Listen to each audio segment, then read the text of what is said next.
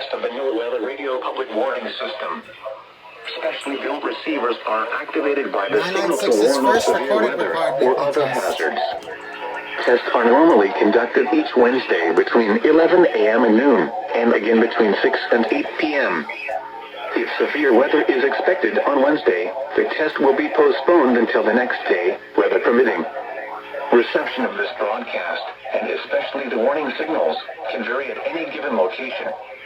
This variability, normally more noticeable at greater distances from the transmitter, can result even though you are using a good quality receiver in perfect working order. Warning alarm tones are activated on transmitters for counties where the signal is reliably received. Insufficient strength for consistent and dependable service. For station KIH 26 in Daytona Beach, warning alerts will be activated for Volusia, Flagler, Putnam, Lake, Seminole, Brevard, and Orange counties.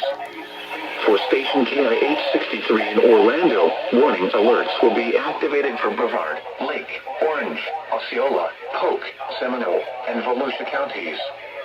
For station WXJ70 in Melbourne, warning alerts will be activated for Brevard, Indian River, Orange, and Osceola counties.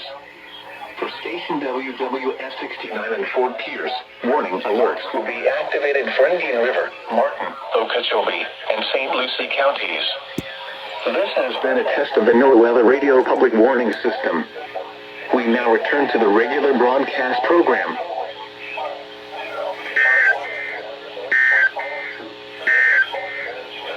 Marine